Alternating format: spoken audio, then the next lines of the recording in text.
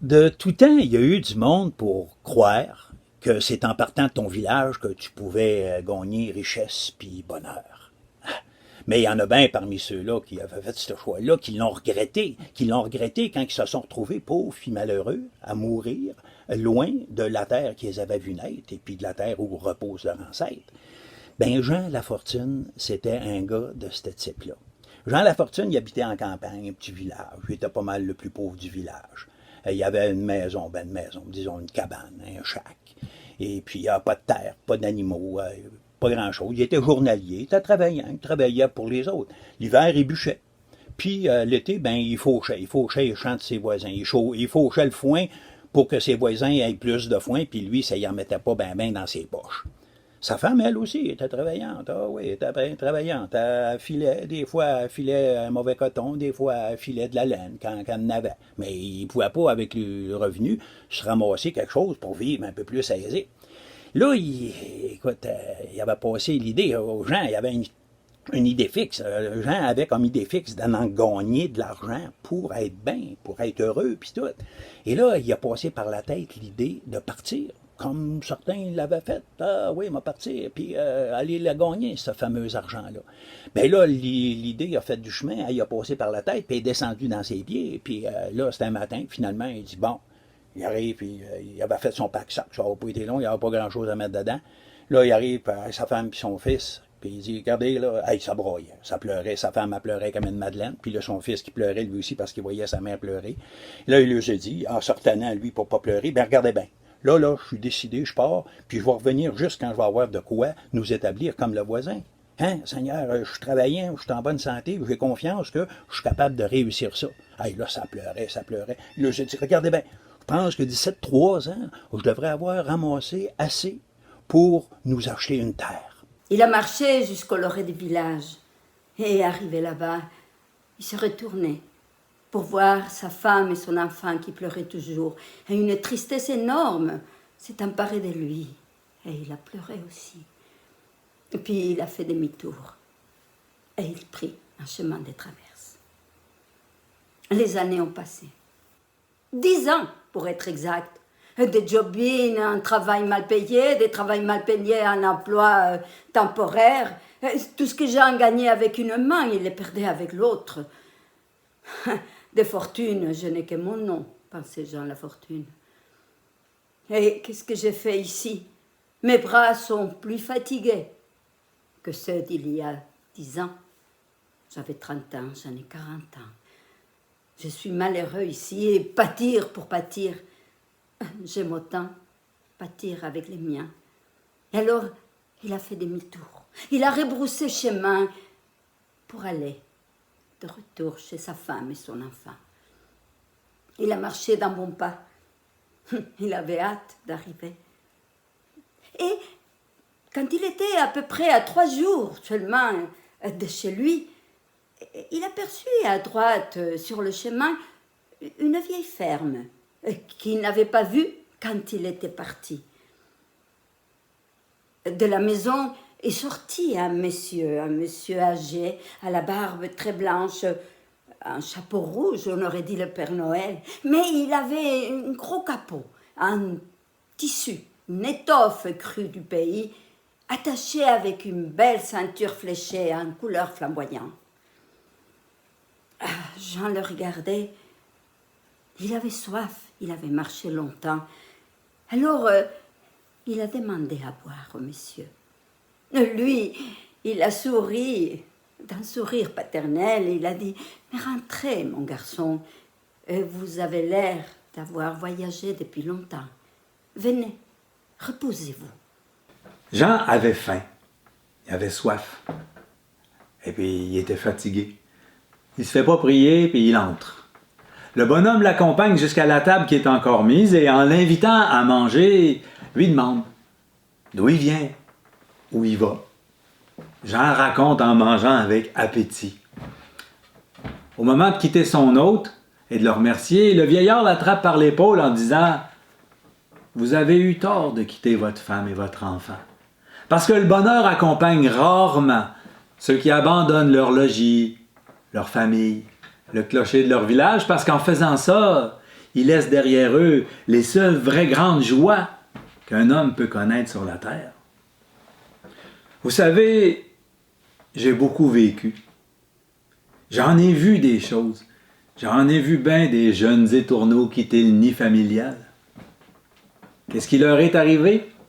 Au lieu de trouver l'or et les merveilles qu'ils pensaient rencontrer sur leur chemin, ils ont plutôt trouvé la misère, la désolation. La plupart sont revenus, comme vous, plus pauvres qu'ils étaient avant, fatigués par la route, avec au cœur la déception. Combien sont morts, tristement seuls, tristement loin de leur famille, de leurs amis, avec dans leur cœur le sentiment d'un cœur brisé. Moi, je dirais qu'il y a à peine 1 sur 100 qui est revenu en ayant trouvé ce qu'il pensait trouver.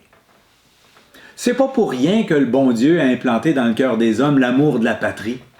Parce que c'est avec ce sentiment-là qu'on regarde l'endroit où on est né, peu importe ce qu'il a l'air, comme le plus bel endroit du monde.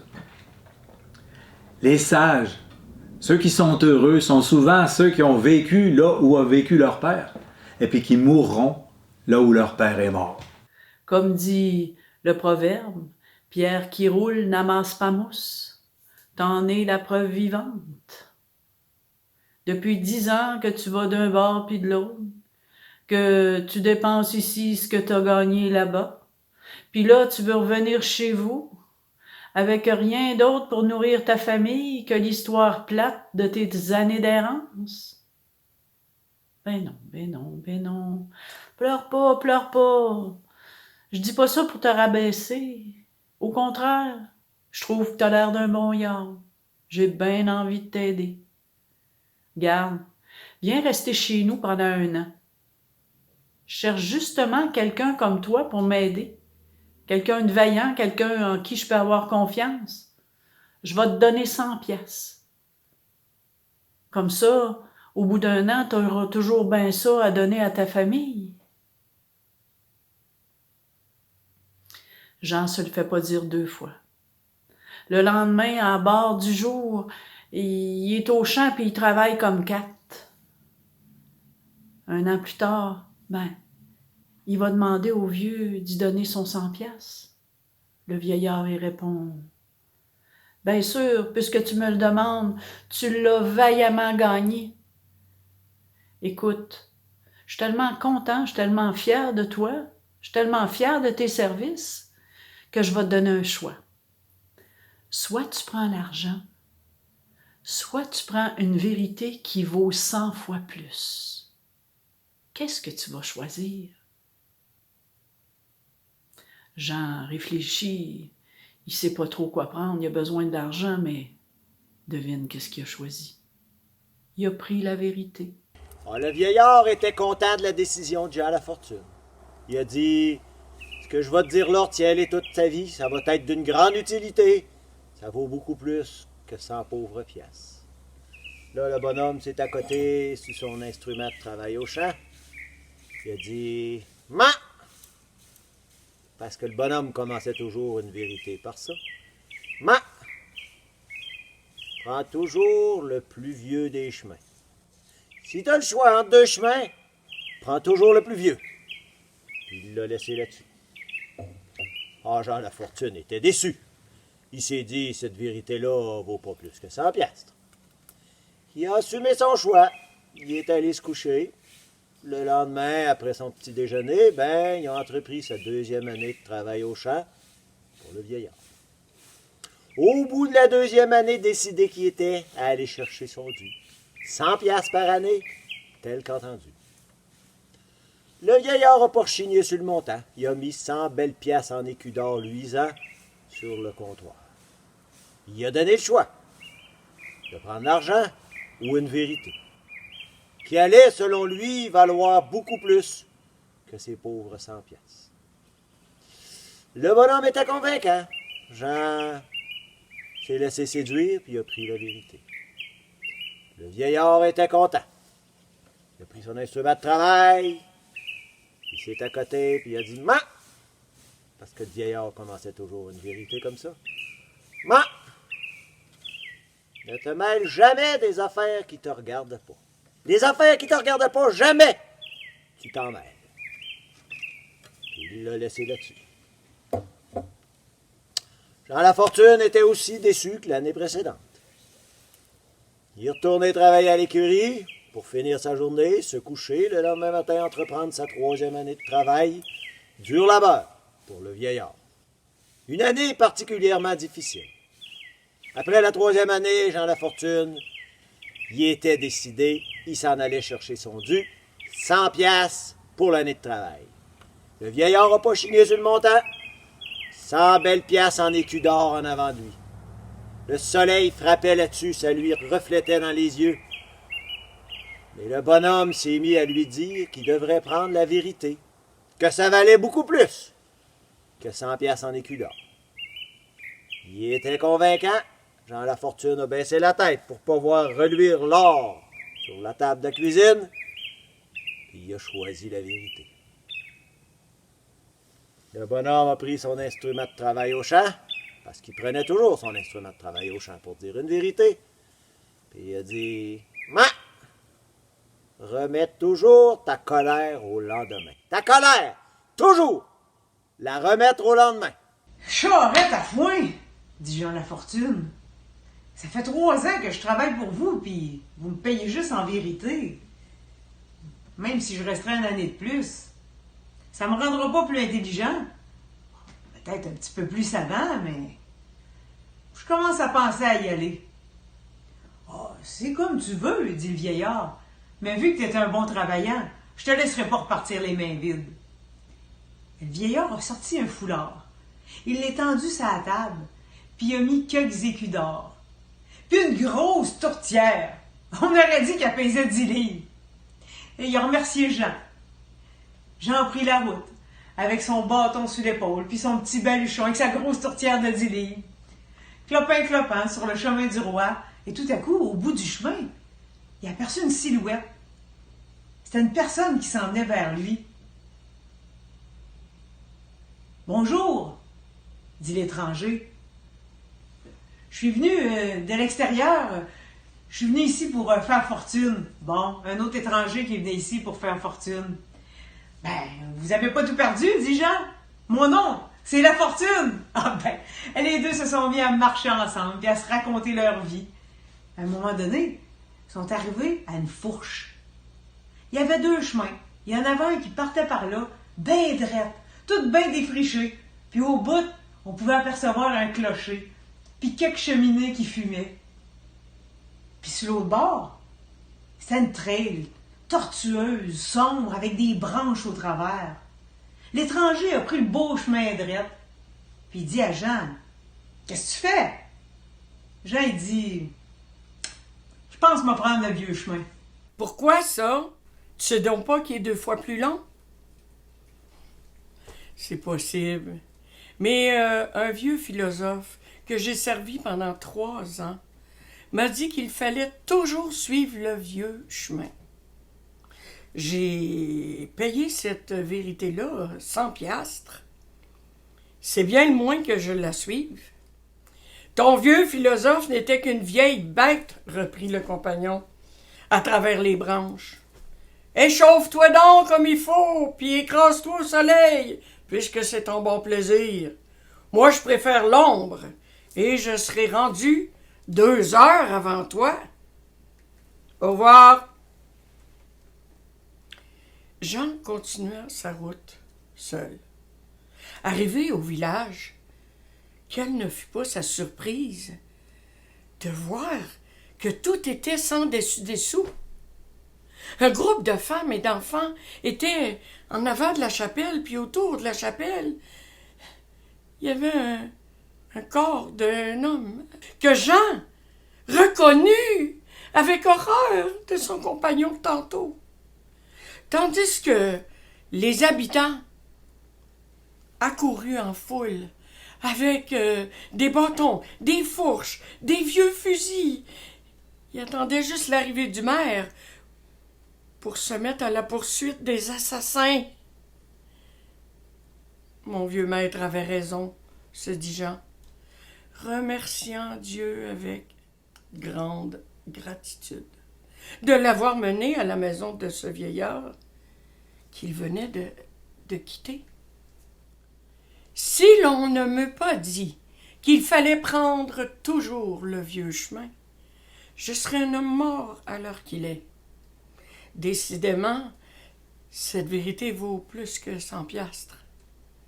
Je le dirai à ma femme et à mon fils, et nous en ferons tous trois profit. 1 heure ou 2 après avoir traversé le village, Jean Lafortune, fatigué de la longue route qu'il avait faite cette journée-là, s'arrêta dans une hôtellerie d'assez belle apparence et demanda à l'hôtelier le couvert pour la nuit.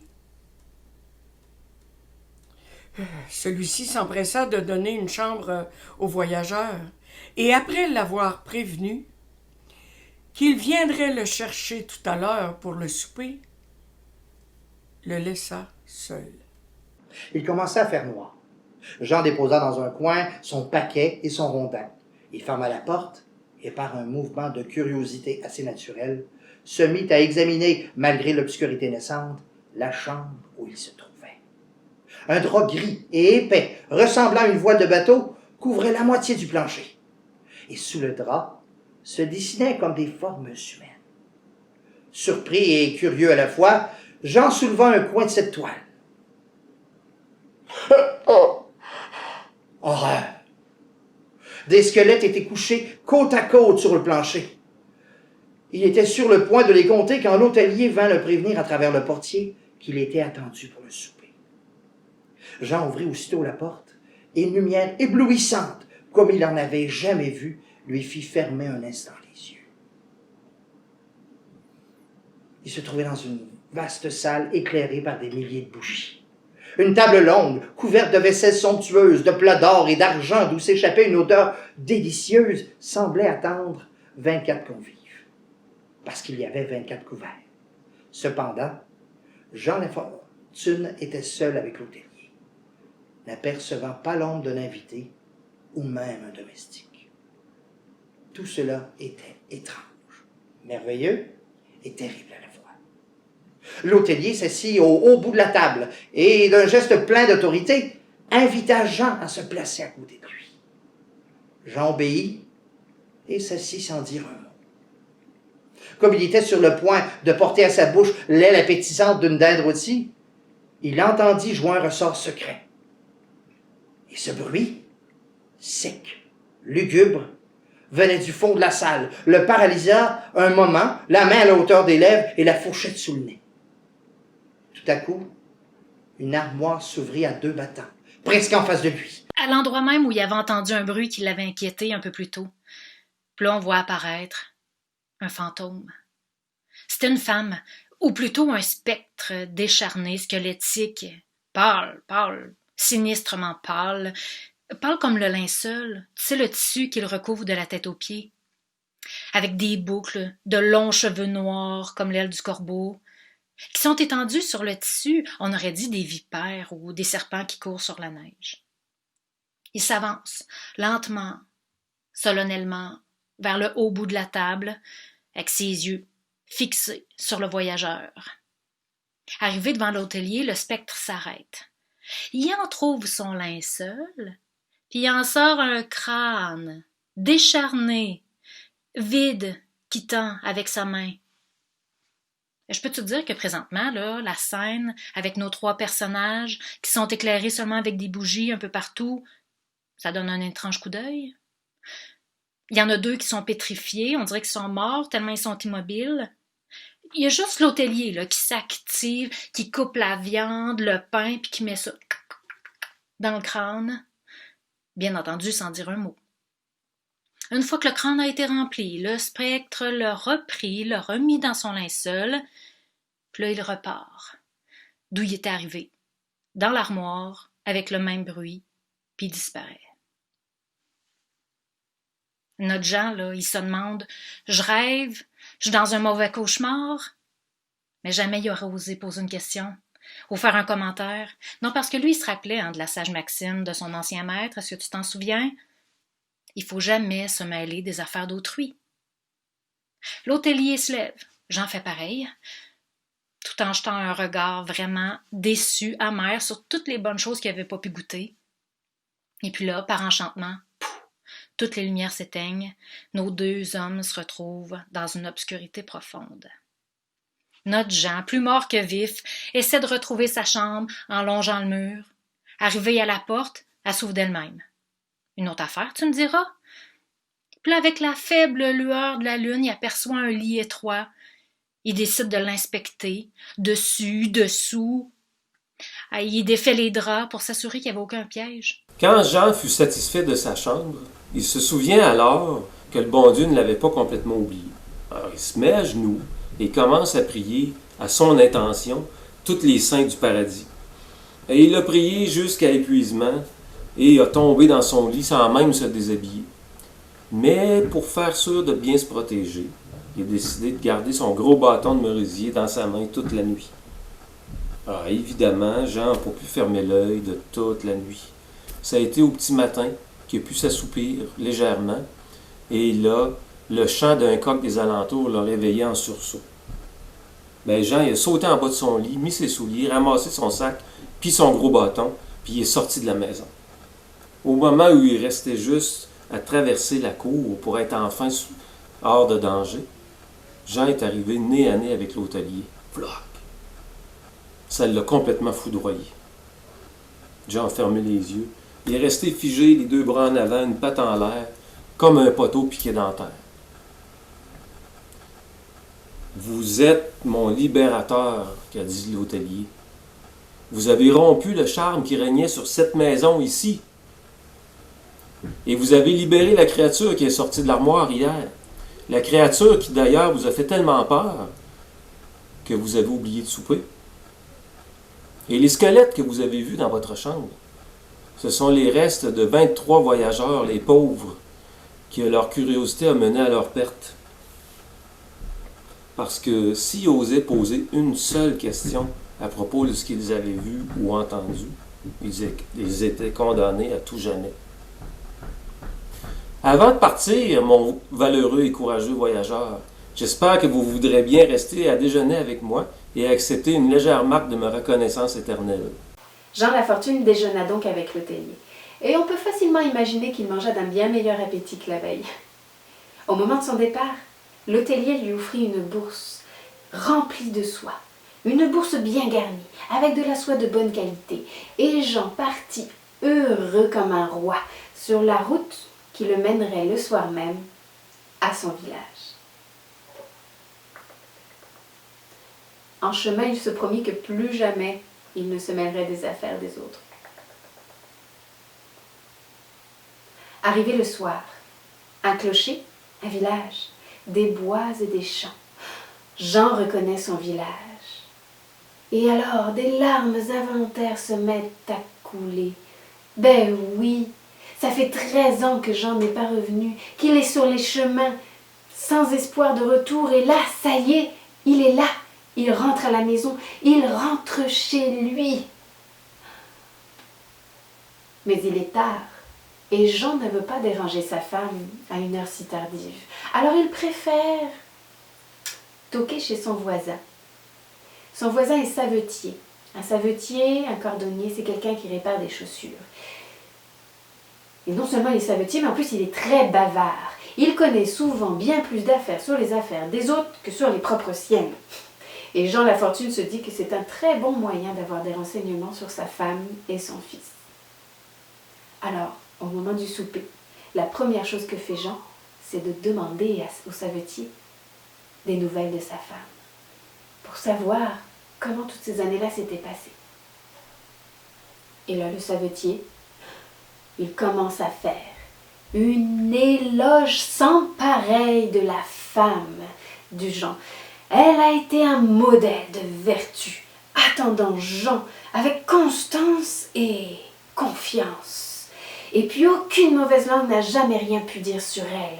Et son fils, il est à la veille d'être ordonné prêtre. Jean Lafortune est heureux d'entendre ça. Et puis il a très sommeil aussi, parce qu'on se rappelle que la veille, il n'a pas bien dormi du tout.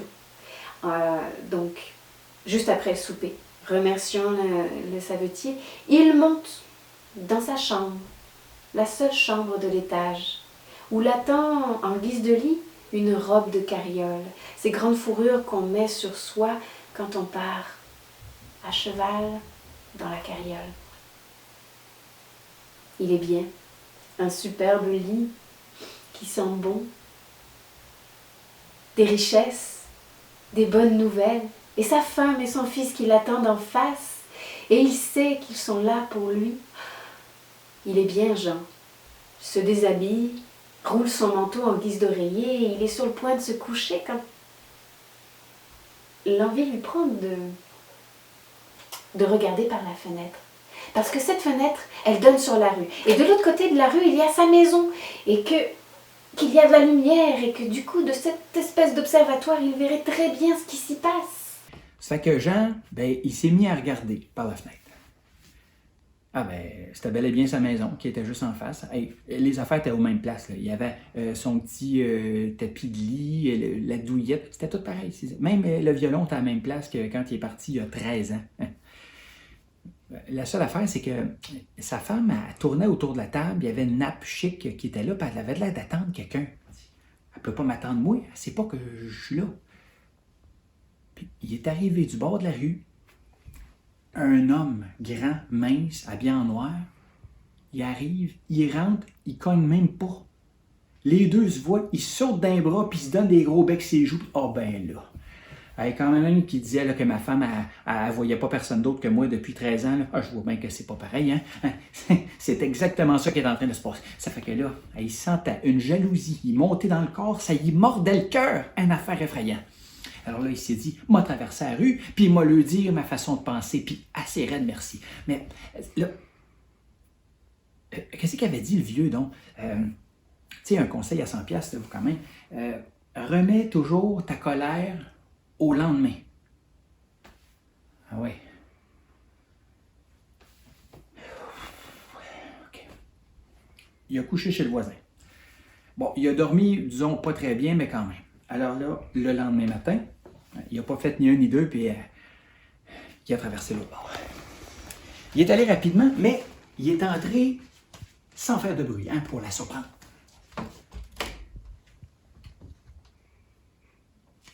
Mais sa femme, elle était toute seule dans le lit, tranquille, avec un beau sourire, puis tout ça, puis elle se réveillait tranquillement. Dans la pièce l'autre bord, il y avait un gars qui était en noir, mais il était à genoux, il priait. C'était un prêtre. Puis, mais c'était pas juste un prêtre. Ça faisait tellement longtemps. C'était leur fils unique. Il était ordonné prêtre depuis la première journée comme ça, puis il avait eu une permission spéciale de venir voir sa mère. Quand les trois se sont vus, ils se sont sautés d'un bras les uns des autres. Écoute là, il t'avait une joie débordante qui sortait de ce trio-là. C'était une affaire incroyable. Et puis là, le curé il a dit « Hey, ma première messe que je célèbre à vie, c'est tantôt dans 1 heure à l'église du village. Venez-vous. » Certains vont y aller. Ils sont habillés, t'es content. Après ça, il avait faim. Là, Jean, il dit « Écoutez, je ne suis pas revenu riche, moi, de mon aventure, sauf que le gars que j'avais travaillé pour, il m'a donné une tourtière. Ça vous tente dessus de... Oui. Coupe la tasse la croûte. Il y avait de caché dans la tourtière 100$ x 3, 300$ en or. Les 3 ans de salaire. Ça fait que, en plus de finir l'histoire que personne n'était mort, ils étaient heureux, ils étaient ensemble. En plus, ils ont fini riches. Aussi simple que ça, aussi beau que ça.